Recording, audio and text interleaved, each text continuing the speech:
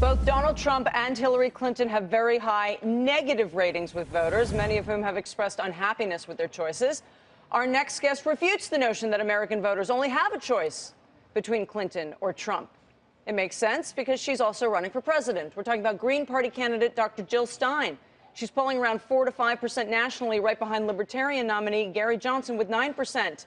She hopes to boost her numbers considerably, though, through heavy courting of disenfranchised Bernie Sanders supporters. Dr. Stein, welcome to Power Lunch.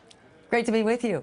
I want to get to the heart of the question that we highlighted in the tease, which I heard a lot of last week when I was at the DNC, that you have the potential. You got 4 or 5%, which means you don't win necessarily, but do you siphon off enough voters from Hillary Clinton that you end up being the Ralph Nader of this election?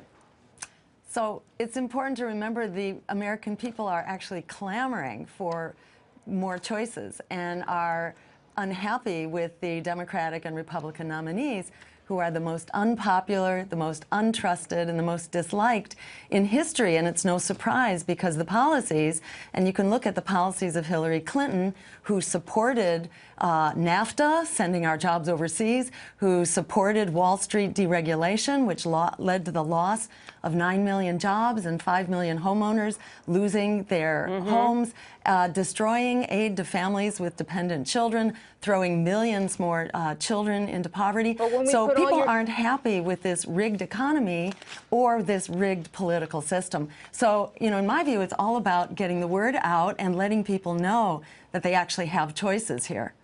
But do you really think you can get a big enough number? I mean, at this point, if what you do is end up pulling voters from her, does that mean this was a more relevant conversation when Donald Trump and Hillary Clinton were closer in the polls, and that's another discussion, but things could change.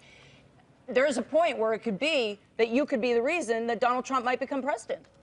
Well, you know, there are several responses to that. One is that there's another person in the race, Gary Johnson. And you might say he's having the opposite effect. So would you silence all opposition parties? You know, because that's what that essentially says. Silence all voices of resistance. That's the definition of tyranny. You know, there are ways to solve this. We could pass a reform to our voting system, which we actually have in cities all over the country, called ranked choice voting, which takes the fear out of your vote. But the bottom line is voting your fears, voting against someone. Democracy is supposed to be an affirmative agenda. It needs a moral compass. We have to bring that moral compass of what we want to this election. Otherwise, we keep getting what we don't want. And that means jobs going overseas. It means downward pressure on wages. It means health care people can't afford. And you mentioned the point, where do the numbers come from?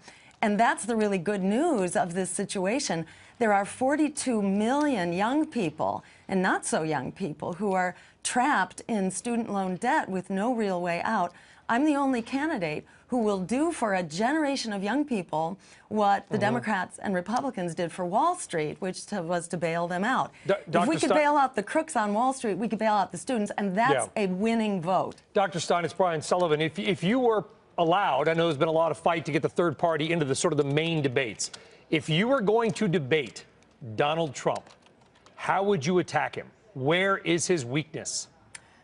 His weakness is all over the place. His weakness is that he doesn't have a coherent and consistent policy. He changes from day to day. He has a track record of bankruptcies, of cheating on his students, of shipping his jobs overseas. He needs to be held accountable. And also his militarism, like Hillary Clinton, is costing us half of your income tax, is going to these wars which are failing madly, costing us $6 trillion for the wars since 9/11. That's $75,000 by the time we've paid for all the health care costs for our wounded veterans.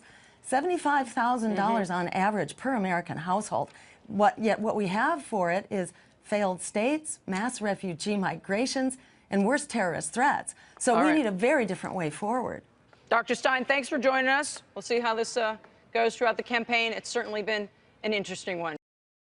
Hey CNBC fans, thanks for checking out our YouTube channel. Here you're going to find videos packed with all of the information that you need to be smarter about your finances. You can subscribe by clicking right here and click on all the videos around me or the eye right here to watch the latest from CNBC. Thanks for watching.